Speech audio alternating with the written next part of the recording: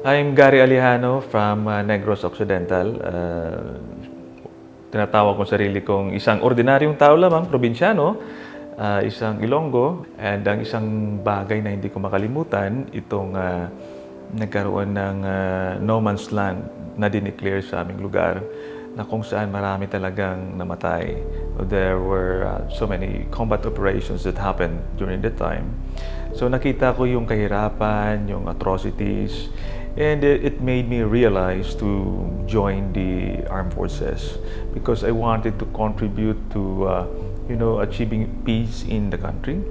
Then I joined Philippine Military Academy in 1991 and I graduated in 1995. Because at that time, maraming mga graduates ng PMA ang involved sa corruption, may mga balita, controversies at the time. And it was frustrating on our part to know that we were molded from the same institution, and most likely we would also be exposed to the same environment like them, and will go up the career ladder like them. So there's a big possibility for us to be involved also in corruption someday. So with that realization, we talk among ourselves, and we promise among ourselves to live a simple life, shun corruption, and help each other. Kasi alam nyo sa serbisyo, pag na-isolate ka, you either be frustrated, or when you're frustrated, then most likely you'll go out of the service. And kung hindi naman, marami ring pwedeng, if you cannot beat them, you join them. And finally, when we were assigned to the field after graduation, I joined the Philippine Marines, Philippine Marine Corps. So, ang Marine Corps, most of my assignment were in Mindanao. So, we were exposed to the realities of the ground. And because of this prior realization on what would happen to us, nagiging bukas ang aming isipan sa mga pangyayari.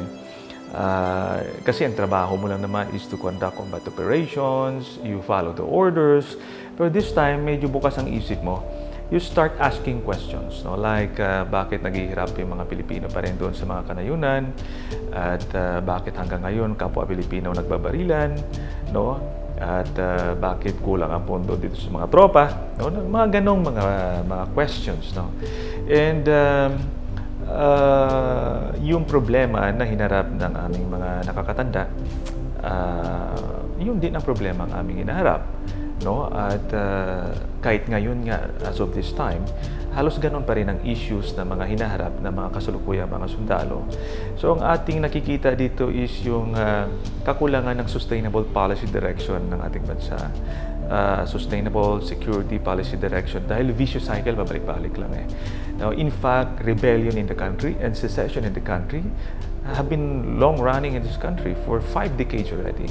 So, ang tanong dito, bakit hindi natatapos? So, sa aming exposure na yan, lalo na nung nalalaman namin through our recovered items, firearms and ammunition, na yung mga baril at saka mga bala, galing din sa gobyerno. Through maybe, corrupt na mga opisyal, binibenta, or mga leaders na binibigay sa kanilang mga political allies just to get favors in return. Pero yung mga baril na ito, mga bala, yun din ang ginagamit upang pumatay sa amin.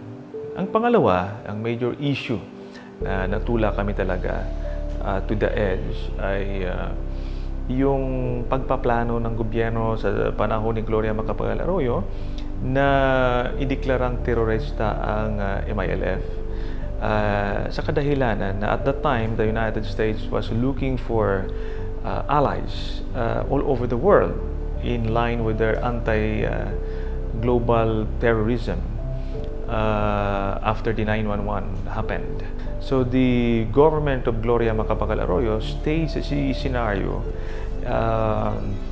and created a terrorist organization. So there were bombings in Mindanao, on the airport, seaport, mosque, electrical pylons, and pinagbintangan yung MILF. And then kinasuhan, and then dineclare na terrorist organization. So, meron na siyang terrorist organization, pwede na siyang tumanggap ng suporta from the United States. So, ngayon, we cannot take the fact that we have sworn to defend and protect the Filipino people. And we're now the ones killing the Filipino people. So, parang, sabi ko kaya nga ang gulo, hindi natatapos-tapos, no? Because we understand that people rebel out of legitimate grievances. We know that. When we ask question why rebellion continues to happen in the Philippines, ang malaking recruiter talaga ng rebellion sa bansa ay ang gobyerno. Pag ang gobyerno ay corrupt, pag ang gobyerno ay oppressive, pag ang gobyerno ay competent. Not because they, hindi naman gusto ng tao na magrebelde lang kung okay naman yung buhay, no? So they don't want these things happening and they want to correct the situation by providing solutions, no? So, kaya yun ang nangyayari. So, nung na-find out namin yung situation na yan, we decided among ourselves to stage a protest against the Gloria Macapagal Arroyo administration at the time. Ang objective natin dito is to let the Filipino people know what's happening in the country. Kasi ang mga tao, parang sanay na tayo sa problema at hirap na parang ordinaryo ng mga bagay eh. So we need to awaken them of the seriousness of the problem. But I would like to state that during the protest on July of 2003, we did not fire a single shot. Wala kaming sinira. We just protested, no? And there were negotiations that happened.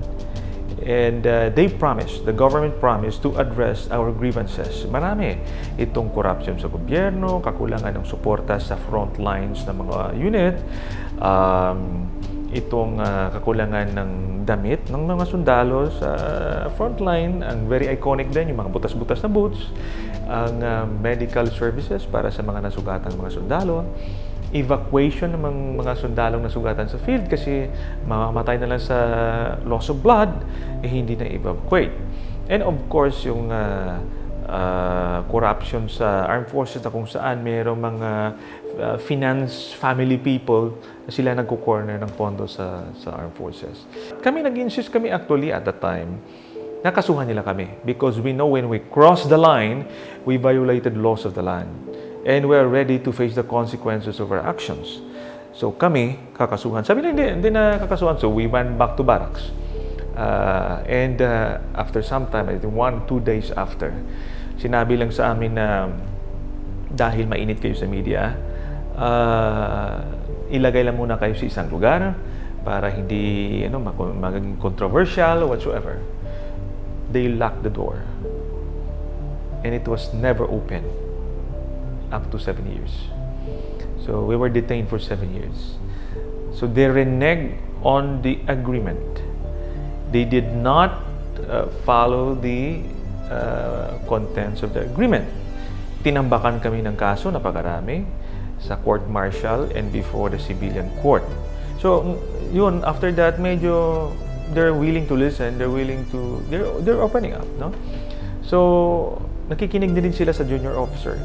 In general, napansin nila yung plight ng sundalo. Wala kasing profession na ino-offer mo yung buhay mo para sa kliyente mo eh. The teacher would not, offer their lives for their students. No, a lawyer, I think, will not offer his life for his client. No? Pero ang sundalo kasi, gagawin mo yun eh, no? For the country. So, masakit isipin na parang pinababayaan mo yung mga sundalo mo.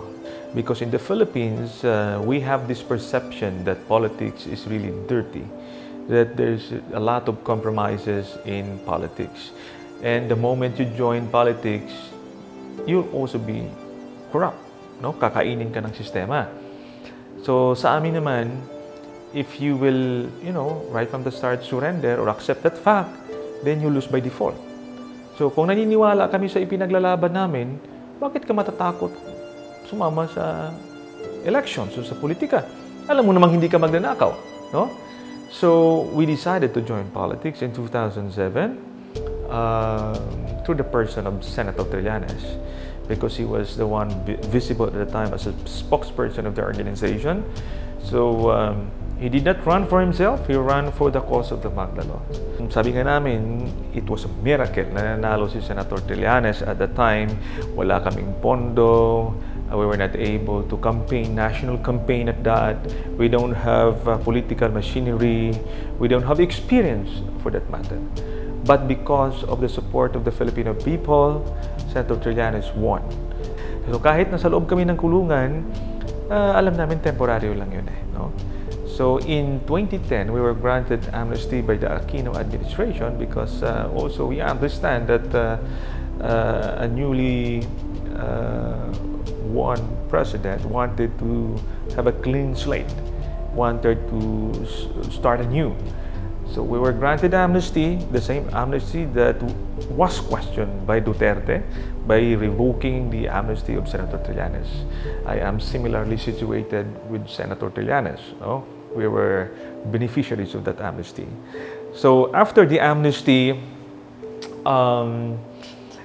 we would have wanted to join the party list elections on 2010. However, we were not, accredited by the COMELEC due to some technical and legal reasons. So, okay lang yan, no? But in 2013 elections, we filed again accreditation for party list elections and we were allowed. So, first time naming sumama sa party list election, we were able to garner 2 seats. Nakadalawa kami kaagad. No? So, ang aming objective naman talaga is while we occupy political spaces, in order to advocate the reforms that we wanted, yung taong bayan sa baba, dapat hand in hand yan, nagtutulungan para maka-achieve ng pagbabago. Because we believe that the responsibility of changing this country is the responsibility of everybody. We're just instruments and we can only do so much. And because of the reason that the responsibility of changing this country is the responsibility of everybody, we opened our ranks. In fact, before we were released from detention, we already organized a mass-based organization sa loob ng kulungan. So, itong samahang Magdalo that we have right now was born inside detention. So, I was the founding president of the Samahang Magdalo because we wanted volunteer Filipinos to join our movement and be partners to the change we want to happen in the country. So, Samahang Magdalo is basically responsible citizenship. It's about responsible citizenship. Kasi sinisisi lagi ang nakaupo, mga presidente, gano'n, no? Hindi mo naman ginagawa yung role mo bilang responsableng mamamayan. So, we adopted this code sa Magdalo. Number 1 is we believe in God. No? And we should love our God, country, and people. Because we believe that the source of righteousness ay nanggaling sa isang makapangyarihang Diyos. No? And number 2, we should love our family. Because nation building starts at home. And we should preserve and protect our environment. We should help those who need. We want to develop the heart of service among our members, especially our fellow Magdalo. And we encourage our members to join elections, to participate in elections, but they should not sell their votes. Actually, ito yung pinaka-iconic ng corruption sa baba, yung binibenta yung boto. And next is we want them to pay the right taxes to the government. Dahil yung taxes na yan, ayun ang binabayad sa teachers, sa kapitan, sa pulis, sa sundalo. Kahit alam natin maraming korap sa gobyerno, but we have to sustain our government. And then lastly, ay para sa aming mga miyembro na maging mabuting halimbawa sa kapwa-tao. So, ang sabi namin sa kanila, actually discouragement not recruitment If you want to join the organization, this is a sacrifice. Because the moment you join, you have the responsibility of pursuing change in our country. If you expect something in return out of this, then you are in a wrong organization. Karamihan na nagsasabi sa amin, you'll be able to win elections if you don't have the money. No, kahit sa barangay pa lang, pera-pera yan, talo ka dyan. So challenge sa amin yun. Ano bang challenge? Hanap kami ng pera to the point that you compromise your principles just to win elections? Or you maintain your principles and gamble on the result of the election. Sa amin, wala kaming pakialam matalo. Basta importante, hindi kami mag-compromise because the moment we compromise ourselves, tapos na yung pinaglalaban namin. So, with that, wala kaming, kumbaga, hesitation din. Hindi kami natatali sa kung sino mang pinagkakautangan. Ang utang namin ay sa taong bayan. So, tama lang na ibalik namin ang serbisyo sa kanila. Ang sector na gusto namin i-represent, because you need to have a sector or a political party when you join the party list. So the Magdalo Party-list is a party list that aims to represent former and retired members of the armed forces and the police. Ang aming legislative agenda ay matulungan yung retired at ang aktibo. So doon sa salary increase ng mga sundalo, involved kami doon. In fact, author pa kami dyan ng salary standardization law. And yung pagpapa-increase ng mess allowance ng mga sundalo, author din kami yan. Although sabi nila maliit lang increase from 90 to 150. Alam niyo, nagsundalo ako malaking bagay yan per day. No? And then yung burial assistance sa ating mga retirado ay napa-increase natin. Ang allowance ng World War II veteran ay mapapa-increase natin. And then, pag-set ng last week of August as Armed Forces of the Filipino People Week, because we need to recognize the retired and the active in the service of the country. I would like to report as well that the Magdalo Party-list has been the consistent top performer in Congress, in the 16th and the 17th Congress.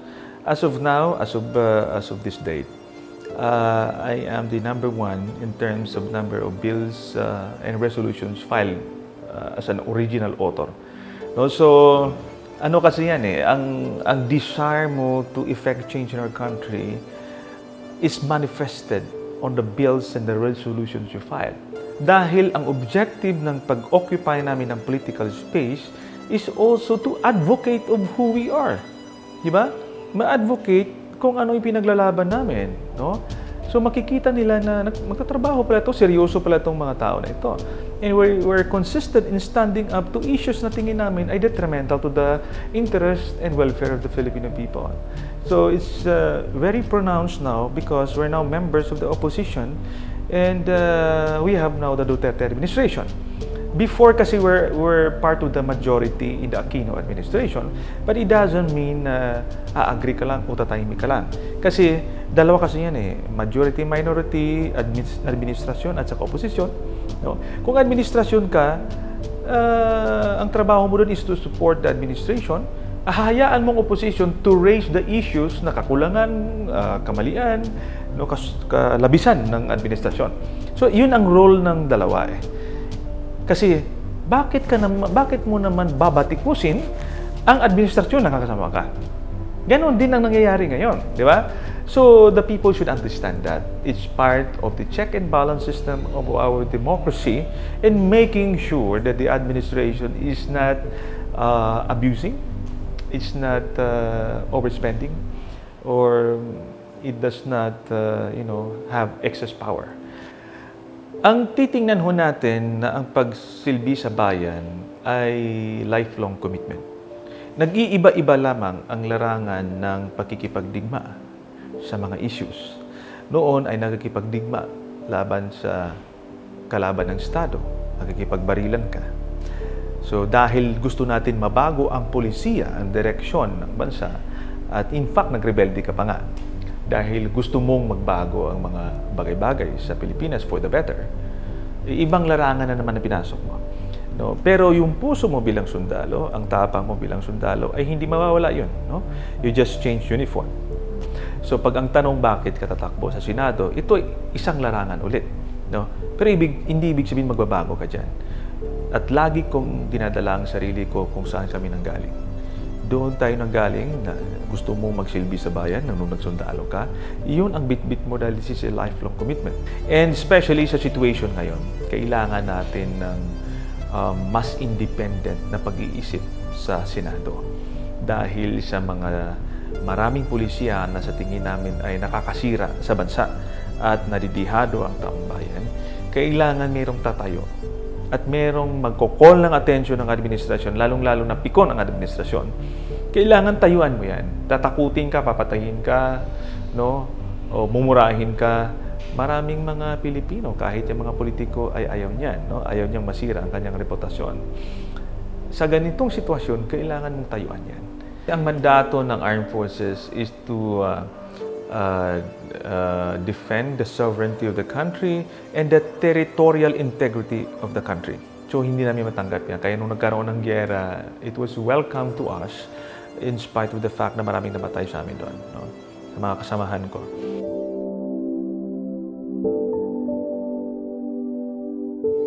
So, very passionate ako sa issue ng paglalapastangan sa ating soberenya at sa integridad ng ating teritoryo. Kahit na hinarap nila yung isang madambuhalang bansa, sibat lang, itak lang, lumalaban ang ating mga ninuno. So, hindi ko maintindihan na ngayon ay natatakot tayo sa isang dambuhalang China. Dahil hindi na doon natin kayang i-defend ang sarili natin, gigirahin lang tayo, mamasakit tayo. I don't believe in that. Because as a policy, naniniwala ako, yes, I agree, that we should not resort to war as a policy, but there's two kinds of war, offensive and defensive. Hindi natin tayo makikipaggera, pero pag tayo ay lalapastanganin, tayo ay gigirahin, we should defend ourselves by all means. Ngayon, ang sinasabi ko dito, hindi naman tayo nagkikipag-away sa China. Dapat makipag-usap tayo. We should continue to strike a healthy economic relationship with China. It's good, but not at the expense of our rights sa West Philippine Sea. Ang implikasyon kasi nito ay inaagawan tayo ng dayuhang bansa sa pagkain dahil yung mga mangingisda natin, sila ay nagpapakain sa atin, nababawasan yung ating pagkain. Imagine mo, mag-i-import tayo ng galunggong sa ibang bansa, lalo na sa China. Baka kinuha rin yan sa ating mga karagatan. No? At also, ay seguridad din ng ating bansa in the long run, because if we cannot defend West Philippine Sea, there is no assurance that you can defend Benham Rice, you cannot defend, in fact, the country. So, ang seguridad ng individual ay importante sa akin sa pang-aabuso, no, sa paglalapastangan, lalo na sa panahon nitong war on drugs na hindi dumadaan sa due process of law at pagrespeto ng karapatang pantao. Importante, gagalangin natin ito. Seguridad ng pamilya, because naniniwala ako na ang pamilya ang siyang pundasyon ng ating bansa. Ang nation building ay doon ang galing. Ano?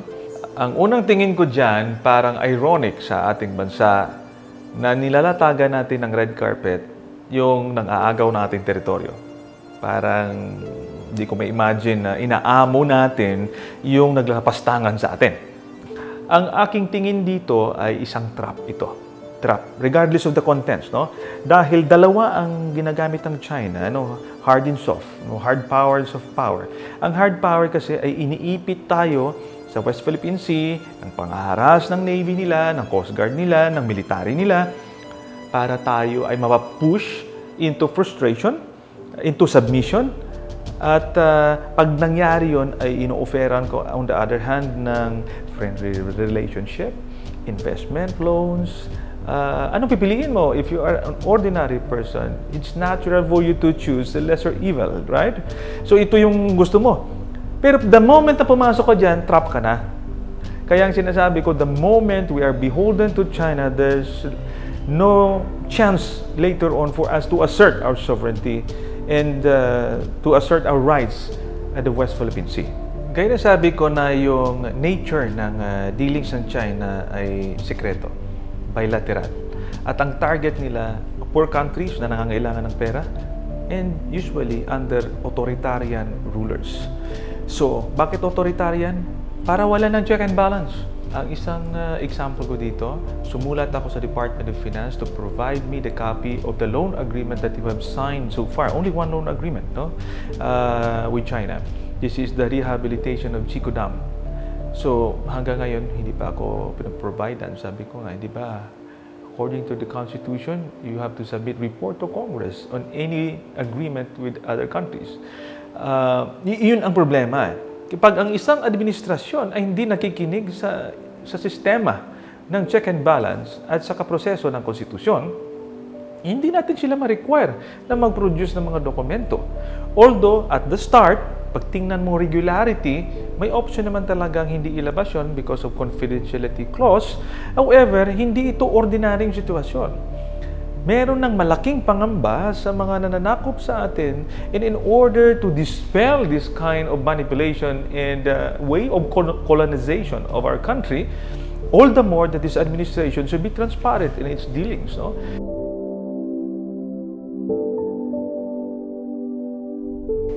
Dalawa ang trabaho ng isang mababatas. Una ay magbalangkas ng mga batas. Pangalawa ay ang kanyang oversight function, na kung saan ay ang Kongreso ay tinitingnan na hindi nagmamalabis ang Executive Department o ang Judiciary at ginagawa nila ang trabaho nila ayon sa mandato nila. So, dalawang trabaho. So, doon sa pagiging fiscalizer, no, tinitingnan natin na hindi sila nagmamalabis. Gagawin natin yon. At ginagawa na natin ngayon yan. No? Sa akin, ang legislative agenda na gusto kong isulong ay una, ay magkaroon tayo ng credible and capable defense. Nakaayon ito sa security sector reform. Ano? Pangalawa ay we want to address challenges on the rule of law and internal security. At alam ho natin itong challenges sa rule of law natin, sa demokrasya at sa ating democratic institutions and processes because of the war on drugs and with the kind of administration we have. Of course, we have to modernize our Philippine National Police and refocus them to internal security operations dahil nagkakaroon na ng duplication ang military at police. That's the reason why naiiwanan natin ang external defense. And yung good governance, dahil ito naman yung core ng Magdalo, ng anti-corruption. So, ang gusto ko natin dito ay magkaroon ng transparent and accountable government. Dito yung ating oversight function. At susuportahan natin ang independent constitutional bodies. Papatibayin natin yan dahil sila ay nagpo-provide ng balance actually. No? Na yun din ang nako-compromise sa present administration. At of course, gusto natin i-review ang Local Government Code of 1991 dahil ito ay nakafocus din sa ating mga local government units. So, of course, sustainable development. Kasama ito pag-preserve ng ating mga environment at magkaroon ng master development plan ng mga local government units natin para ito ay sama-samang titingnan in a bigger development plan. Kasi nangyari ngayon yung mga local government natin walang plano. Kung meron mang plano, very short term at minsan copy-paste pa. No? So, yun ang sustainable, ang ating resources sa karagatan, yung coastal development and management, alagaan natin yan. At ma-harmonize natin yung lahat ng polisiya na nag-aapekto sa ating karagatan at mga ahensya ng gobyerno na nag-overlap yung mga function. Dahil gusto natin patibayin ang ating karagatan dahil tayo ay isang archipelagic nation. No? We should take advantage of the resources of our waters because our waters are 6 to 7 times bigger than our land. Laking resources ito. And of course, yung inclusive economy. Ang gusto natin na i-revive yung agriculture natin dahil karamihan ng mga mahirap ay nandoon at saka fishery sector para sila ay mag-contribute sa economy ng ating bansa. No? Kasi ngayon, napababayaan yun. Parang nag-shift tayo on something industrial na nakakalimutan natin na basically ang bansa ay agricultural. And puno tayo ng karagatan. Na dapat patibayin natin yun eh. Kasama rin na ang patibayin natin ang tourism industry natin na magiging major contributor sa ating economy dahil napakaganda ng tanawin sa Pilipinas. And we should attract more tourists to the Philippines. In fact, sa ASEAN pa lang talo na tayo sa Indonesia, sa Malaysia, Vietnam, sa Thailand. So, napakalaking potential ito dahil unique ang ating nature dito. Pero it should not destroy our environment kasi yun ang ipipreserve natin eh. Pero itong mga pagdating ng mga Chinese dito, merong kaakibat yan na security implication. Kompetensya sa trabaho at marami din yan mga nauuli ay involved sa droga. Gusto rin natin tingnan ang mining law natin. Isa sa pinakamayaman ang Pilipinas when it comes to mineral resources. Paano ba natin gamitin ito ng tama? At hindi yung, kasi nangyari, destructive na nangyayari ngayon. No? So, doon sa ekonomiya ay gusto din natin na magkaroon ng fair competition sa negosyo. nangyayari ngayon, para nakikita kong resurgence ng cronyism, no? Kung sino yung pabor-pabor, no? So pag yan, walang stable environment, magkakaroon ng palakasan. We have a weak sense of our history. We don't know who we are. That's the reason maybe we don't know where we're going to go, no? Medyo nagkakaroon divided people tayo, no? So gusto nating ma-harmonize ang tao. Paano natin magawa ito sa ating sa ating educational system? Nalungkot nga ako na dineclare ng Supreme Court na optional na yung literature at saka constitutional education. Sa akin, dapat papatibayin mo yan, pati ang language mong Pilipino. Kasi it talks about who you are, pride. And we should identify and develop historical shrines and sites para makita ng mga kabataan at ma-inspire sila katulad ng mga military historical sites. Ma-inspire sila kung paano dinefend ang ating bansa. No? So, mapapahalagahan din natin ang ating mga veterano. At tourism destinations din yon. No? Nangyari sa ibang bansa, ginagawa nila yan. So, while we enrich the culture, we enrich also, and we elevate the nationalism of the Filipino people, it will provide also a venue to unite. So, yun yung aking agenda. Sabi ko nga kanina, ang responsibilidad ng pagbabago ng ating bansa ay wala sa balikat ng presidente. Wala sa balikat ng iilang Pilipino. Nasa balikat yan ng lahat ng mamamayan. So, hindi dapat natin sinusurrender yan. Ang konkreto dyan na pwedeng gawin ng ordinaryong mamamayan, balik tayo sa code. Una, mabuting magulang ka ba? Dahil pinapalaki mo yung anak mo, yung values na ba naging maayos? Kung mura ka ng mura, dahil gusto mong gumaya sa presidente, pinapalaki mo siyang sira ang values. No? Inaayos mo ba at inaalagaan ang ating kalikasan? Ayan ay pabaon mo sa future generation. Lumalaho ka ba sa eleksyon? Reklamo ko ng reklamo, di ka naman nagboboto. Diba? Ang problema, pag bumoto ka, binibenta mo naman yung boto mo. So, anong karapatan mo ngayon magrereklamo? Ibinenta mo na yung karapatan na yun. Huwag mo ibenta ang boto mo. Para magkaroon ka ng karapatan na singilin yung pinapahiram mong puder. Next, magbabayad ka ng buwis. Kasi, yun ang baon mo sa pagsingil sa mga opisyalis. Kasi ikaw nagpapasweldo sa kanila. Kung hindi naman ikaw pala nagpapasweldo, ba't ka nagrereklamo? Hindi mo ginagawa yung duty mo. Pag nanakaw din yan sa bayan. Yung next ay yung hindi ka manunuhol. Ayaw mo ng corruption. Gusto mo lang madali ang buhay mo, sinusuhulan mo yung gobyerno. Kung ikaw naman sa gobyerno, bakit ka nagpapasuhol? No? And then, maging mabuting halimbawa. Yung sabi ko nga, yung code ng Magdalo, napakasimple lang, ordinaryong mamamayan. Be a responsible citizen first. It will equip you with the right attitude when you deal with the life of the country. So, you take part. Ako'y naniniwala na lahat tayo ay gusto ng pagbabago sa ating bansa. Natural sa atin na incline tayo kung anong maayos, kabutihan, katotohanan. Doon yan. Ngayon, bakit ikaw nagsasalita? Bakit ikaw ay nagrereklamo? Dahil merong basihan. Ngayon, responsibilidad ng nakaupo sa gobyerno na maging sensitive sa reklamo ng taong bayan. Dahil sila ay pinapahiram ng poder ng taong bayan, so yung feedback ng taong bayan ay magpo-provide ng guide sa mga nakaupo para baguhin niya yung kanyang mga polisiya para sa ikabubuti ng taong bayan. So, hindi ibig sabihin na pag ikaw ay nagrereklamo ay sumisira ka ng bansa. In fact, you are contributing to a healthy democracy.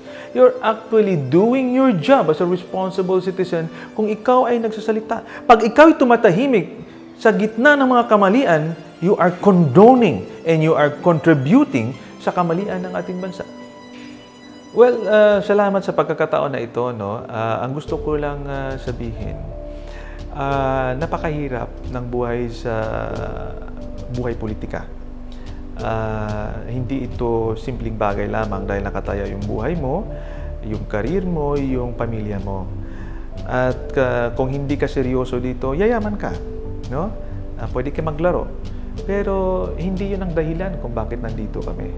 I don't even own my own house. no? At hindi ko ini-embrace ang entitlement ng isang congressman. Kung magiging senador ako, I will not embrace the title of a senator. I don't have even a plate, number 8. Hindi ko nilalagay yun, ano? Ang sa akin, ako bilang congressman o magiging senador man ay isang simple at ordinaryong mamamayan. Nagkataon lamang na binigyan ako ng mandato ng taong bayan at magkakaroon ako ng increased responsibility.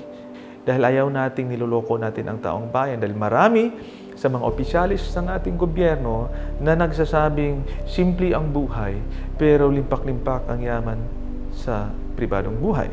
Sa publikong buhay ay isang maayos na pamilya at magmahal na asawa.